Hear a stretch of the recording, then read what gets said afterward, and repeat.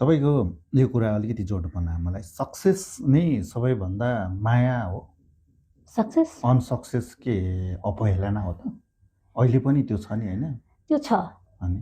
कसरी लिनुहुन्छ तर सबैले त सफलता पाउनुहुन्छ भन्ने छैन नि त मेरो काउन्ट गर्नु न 58 र अहिले 82 24 वर्ष म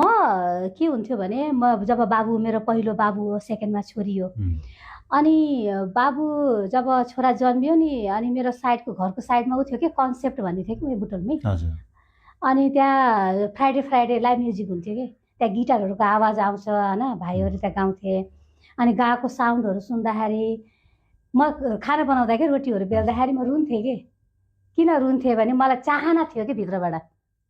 म त बाध्यताले पछि परेको नि बाध्यता चाहिँ के भयो तपाईलाई बाध्यता त घरको काम छोराछोरी हुर्काउनु पर्यो अफिसको काम धेरै समस्या हुन्छ कि जस्तै तपाईँको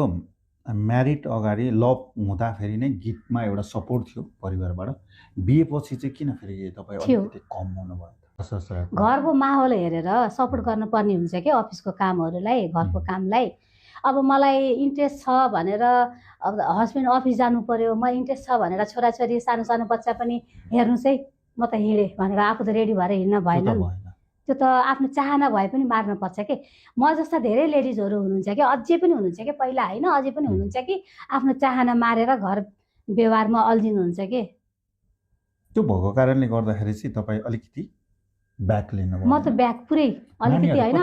पुरै ब्याक भएको होइन 24 वर्ष भए 58 र 82 24 मा मान्छेले के गर्छ तपाईले के गर्नु मैले गीत सङ्गीत निकाले घर व्यवहारमा भुले छोराछोरी ठुलो गराएँ कति जना बच्चा तपाईँ मेरो त ठुलो भए बाबु नै भयो 20 वर्ष छोरी भयो 13 वर्ष सबै उम्काएर अब चाहिँ म फेरि छु